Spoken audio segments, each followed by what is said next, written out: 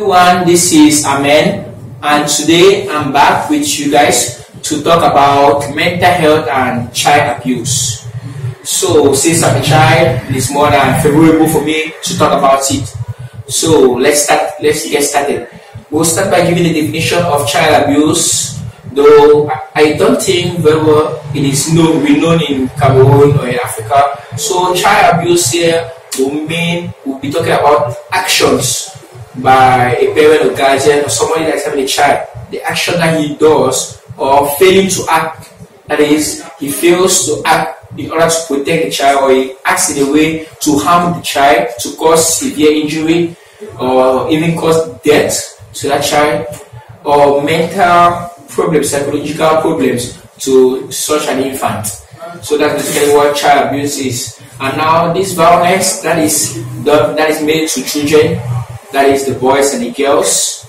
The boys, from my own point of view, the boys are less affected from it, since the boys, they usually have two options, They either try and get strong, try and adapt to the situation till they get home, get a job, get out of such a place and now live their own full life, or they get addicted, they find a way to go past that milieu. They try and take drugs to calm themselves down. They go to peer pressure, they go to bad friends for influence. They try and become their own way of becoming bullies and big in order to cool themselves from the temper that is happening at home.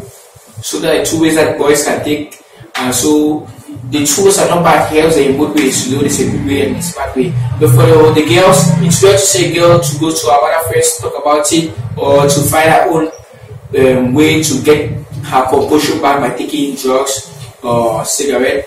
So the only way that she has, since girls especially they're not that strong to stand up to that or grow with that, they end up just getting frustrated and all, and majority of the time it ends up to wanting to take their own life, suicide.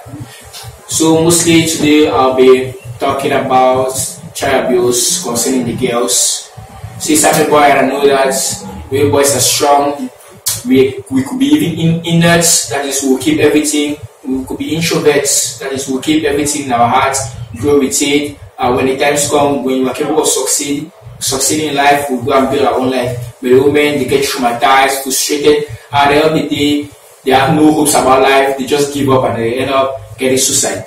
For example, this here is a photo. I think I'll leave it at the links below. This here is a photo about the girl getting abused by her uncle, and now when she goes to report it to her aunts tell her to keep the silence so that her uncle should not be placed into prison, which is very bad.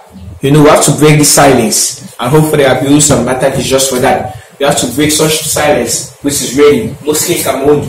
The black men, they have this stigma of trying to protect their family members while they are doing bad things, which is not good.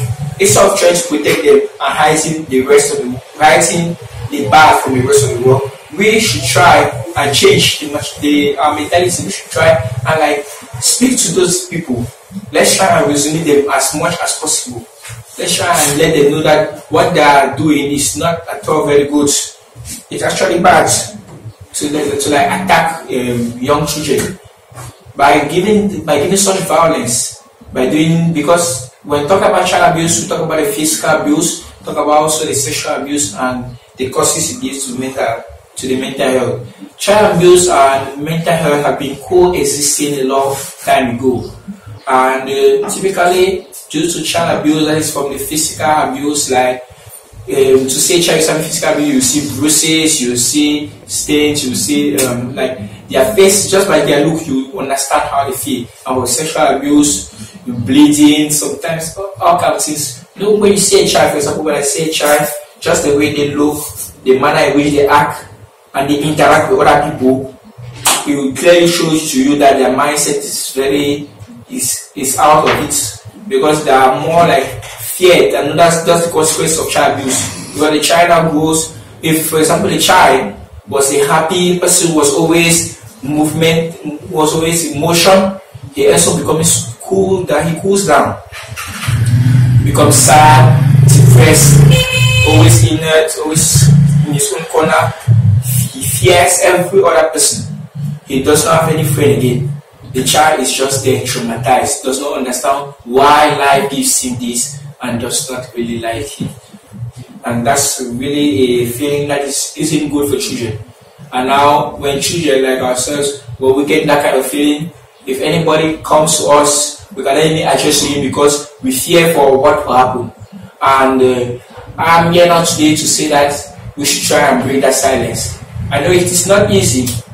It is not at all easy to have that courage to come up to your parents and to one of the parents to say that the other one is doing something. Of course, you know that that parent will maybe say that you stay silent, or they will even attack you also. They will even try and give you more violence, report you to the other parents so that both of them should come on you. So I suggest that you should keep yourself strong, you should strengthen yourself, try your best not to overlook it. I know it's very painful. You can reach out to us, I hope for that Mr. Mbata. So dear audience, I think this will lead to a close. If you have anyone, if yourself or anyone you know have kids who are having such problems, reach out to us and don't hesitate. This was A.M.E.N talking to you guys. Goodbye.